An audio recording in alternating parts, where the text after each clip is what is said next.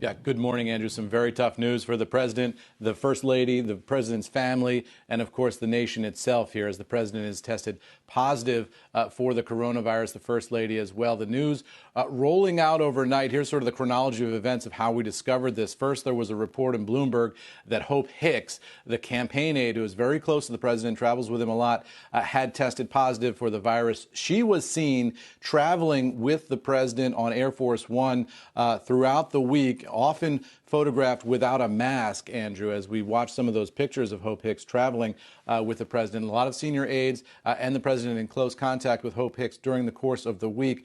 The White House physician then, shortly after about 1 a.m. East Coast time, sending out a letter confirming the president's positive diagnosis as well, saying the president and first lady are both well at this time, and they plan to remain at home within the White House during their convalescence. So what we don't know at this hour, Andrew, is whether or not the president is symptomatic or asymptomatic. The physician says he and the first lady are well, but does not specify whether or not they are experiencing any symptoms. So we'll try to find that out as the morning goes on here in Washington, D.C. Meanwhile, overnight, I spoke to a former senior administration official who told me what the plan was in place if the president did test positive. That's the plan that they will now be rolling out here. And according to this former senior administration official, the plan was to have the president remain at the White House under very close medical scrutiny. In fact, the physician's office said last night that they will be consulting with outside medical experts as needed as they monitor the president's situation. But this would be similar to as if the president had the flu. He'd simply ride it out in the White House residence, but with strict staff access limitations. So the staff not necessarily going to be able to come into contact with the president. Not clear at this hour who, if anybody, will be in direct physical contact with the president and the first lady. We'll find that out as well. But this is a president, Andrew, as has been noted overnight, who has been conducting rallies. He's had a much higher tolerance for risk around the coronavirus than his opponent, Joe Biden, in this campaign. The president's been out throughout the country, throughout the week and the past month, conducting rallies with large crowds, with many people not wearing masks. And in fact, in that debate on Tuesday night with Joe Biden, the president mocked the former vice president for wearing a mask. Here's what he said. I have a mask right here. I put a mask on, when I think I need it.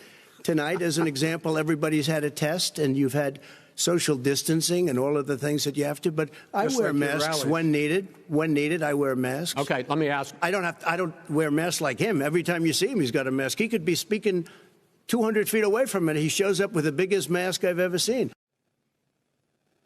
So a couple of pieces of information that we're going to need as the morning goes on. One is a statement from the Biden campaign of what their plan is in terms of campaigning, not campaigning, and also what Biden's status is in terms of the virus. Also, we have not heard from the Vice President, Mike Pence, in terms of his testing status. He did put out a statement on Twitter wishing the first family well overnight, but we have not heard from Pence's team yet that he has had a negative test, so we'll watch for that.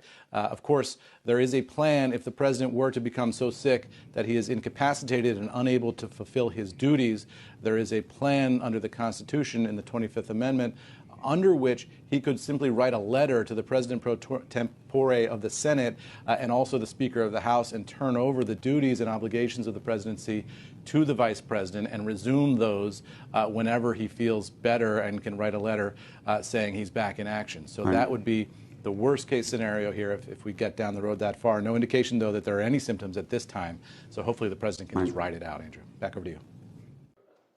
Shepard Smith here. Thanks for watching CNBC on YouTube.